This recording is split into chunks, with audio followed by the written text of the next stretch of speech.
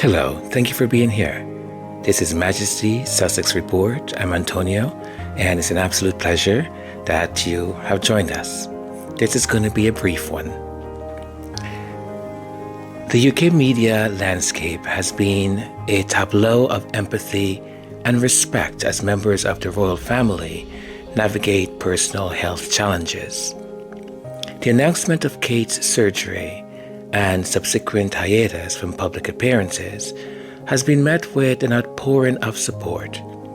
Similar news of William taking a break to take care of his children, and hopefully his wife also, was met with positivity.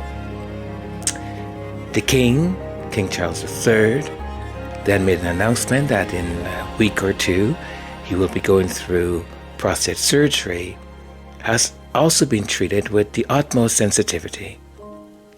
These responses are appropriate and reflect the decency we should extend to anyone facing health issues.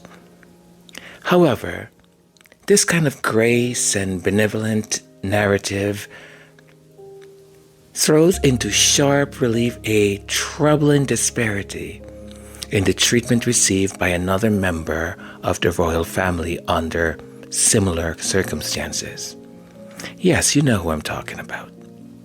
The Duchess of Sussex, Meghan Markle.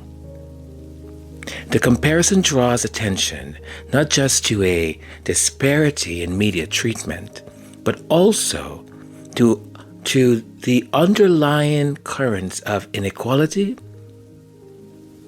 racism, misogyny. May I go on?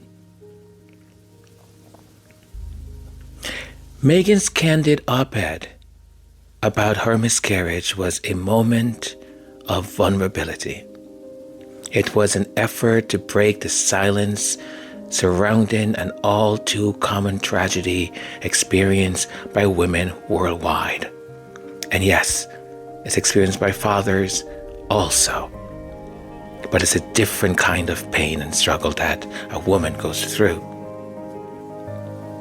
Instead of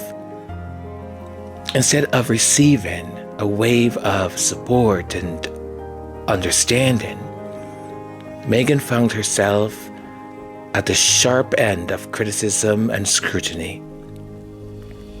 The question then arises, why the stark difference in the media's approach?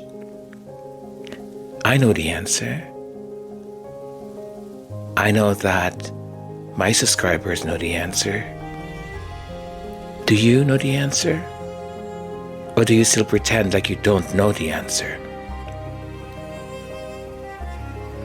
One can argue that the public figures in question hold different positions within the royal family, because that's an argument often used, which might account for some discrepancy in media coverage, and I guess in the way they coverage it. However, this argument falls short when we consider the fundamental human experiences shared by these individuals: health struggles and personal loss. The empathy extended should not be a variable contingent on one's royal ranking, but a constant, rooted in our shared humanity. The critical lens through which Meghan's miscarriage was viewed, compared to the sympathetic coverage of other royals' health issues, hints at a deeper problem within sections of the UK press, and you know what I'm talking about. It raises uncomfortable questions about whether elements of, let me hear it, racism misogyny, and bias is at play.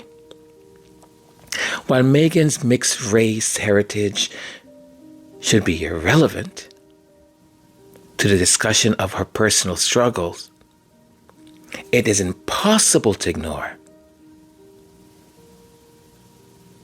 because look at the difference in the way they have coverage. The coverage that they have done.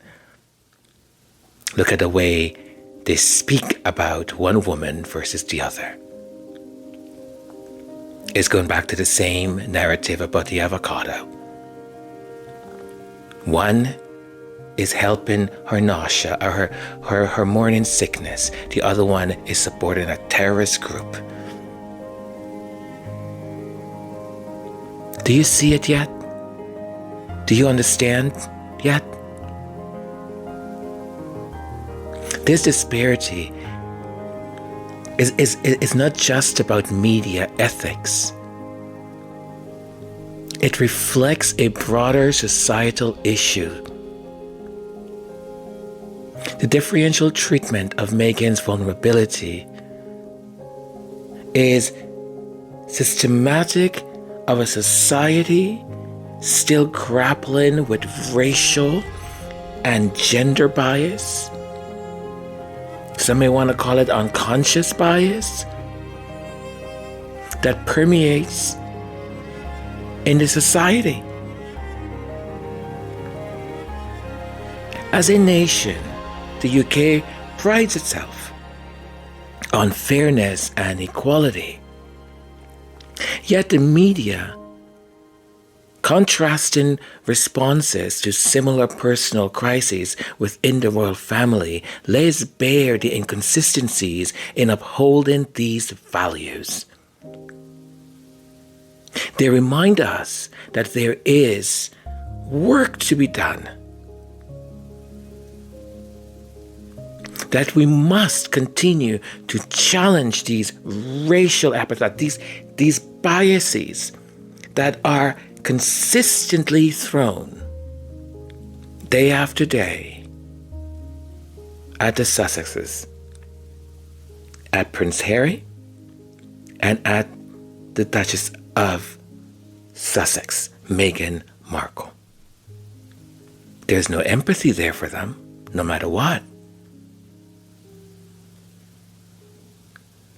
It's crucial for the media as a reflection of societal attitudes to introspect and recalibrate its approach to personal strategies. The principles of fairness, respect, and empathy should be universally applied, irrespective of one's background or status. Only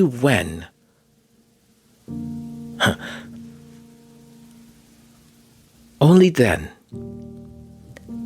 can the media truly serve its purpose as a mirror of society, reflecting not just the events, but the values we aspire to uphold. I've watched how these announcements that were made was treated. And in the same breath, when asked, well, what would happen if the king becomes incapacitated? When the name of Prince Harry comes up, there is mockery. There is, oh God, well, we don't want that. If you still believe,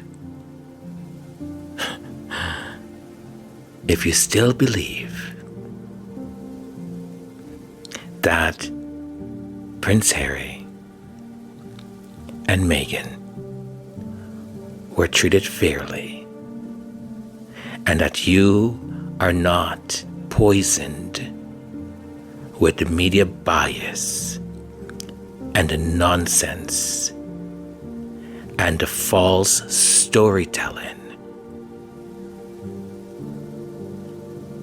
Again, you are the problem.